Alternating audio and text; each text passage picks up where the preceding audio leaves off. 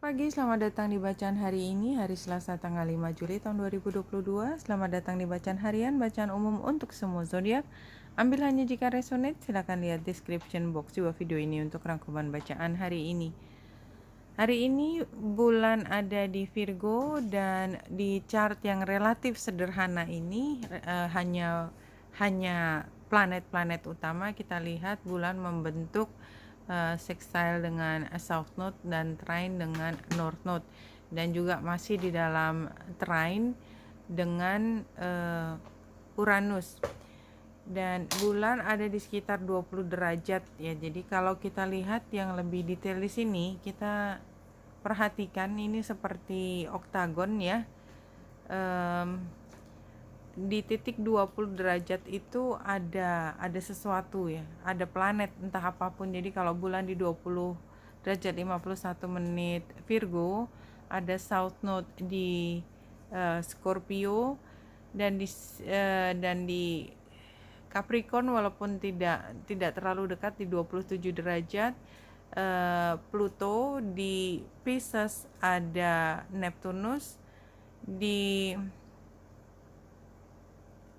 Aries, ada Aries, dan di Cancer ada Ceres. Oke, saya sambil melihat sambil merasakan kira-kira apa sih yang di sini. Kalau pertama saya lihat it's like magic. Tapi ini kan bukan dibuat dari planet-planet utama saja, justru kalau dalam astrologi, asteroid juga disebut planet. Ini dari planet-planet yang minor. Jadi kalau saya melihat itu seperti di balik layar semua sedang mengerjakan sesuatu untuk kita. Jadi ada jinxnya gitu, ada titik temunya, ada bzznya gitu. Tapi semua di balik layar, bukan yang di depan. Yang di depan kita hanya melihat bahwa hari ini kita sedang belajar dari masa lalu untuk merencanakan masa depan. Karena kita melihat ada hal ideal yang pantas kita perjuangkan. Jadi itu, jadi kayak kesan magic. Magic itu dalam arti kata something is working out for you gitu loh. Sesuatu sedang bekerja setengah mati untuk kita supaya kita bisa mendapatkan keberuntungan. Jadi kalau kita lihat hari ini kita sibuk berkomunikasi, dan karena komunikasi kan ada beberapa kartu tetapi digambarkannya dengan burung, berarti memang ini pembicaraan yang sifatnya ringan. Jadi saya melihat ringan bukannya tidak penting, tetapi karena kita sudah sangat fokus. Jadi kalau misalnya kita punya pemahaman begitu besar, kita udah tahu persis inti utama dari cerita yang akan kita sampaikan itu apa. Jadi kita bisa membuatnya menjadi sangat singkat, sangat concise, rangkuman atau kesimpulan, langsung kesimpulan. Dan kita lihat dia punya makna besar untuk memacu kita berjalan lebih cepat. Jadi ini kayak kita sedang bicara dengan orang yang punya pengaruh besar. Karena orang punya pengaruh besar tuh kan dia nggak akan nongkrong dengerin kita ngomong kanan kiri atas bawah nggak jelas juntrungnya. Jadi kita udah mempersiapkan ini loh pesan utama yang akan disampaikan, dan begitu disampaikan langsung jinxnya itu seperti berbunyi gitu. Jadi magicnya itu kerasa banget. Kalau di sini satu kartu yang muncul making new friends. Jadi kalau menurut saya ini kayak kita menemukan sekutu yang baru, ally, teman. Orang yang membantu kita dalam perjalanan, tidak harus teman dekat tetapi yang membantu dan memfasilitasi kita untuk berjalan lebih ringan.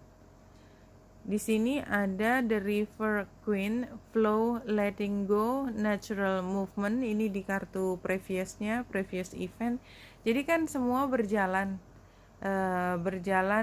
dengan perlahan tetapi pasti, dan tidak akan kembali karena ini natural kita tidak memaksakan kehendak.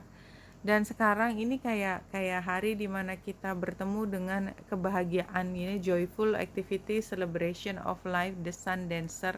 Jadi seperti kita menari ya, menari, ketika kita menari kita merasa bahagia. Kalaupun ada cerita sedih di situ, kita bisa menyampaikannya atau menggambarkannya dalam bentuk yang indah dan dapat dinikmati. Near future when following the guidance adalah patience and stillness. Elai juga ini. A sign for you to stop focusing on the focusing and planning and be at peace in the moment. Jadi karena sekarang kita sibuk sedang merencanakan, pada saatnya nanti kita perlu untuk membiarkan begitu saja. Jadi tidak terus berada di tahap perencanaan. Let it go. Kalau 4 kartu dari tarotnya, ini situasi silent treatment, all option are undesirable. Kalau ini artinya sebenarnya adalah ketika kita mengerjakan semua atas dasar keharusan hari ini.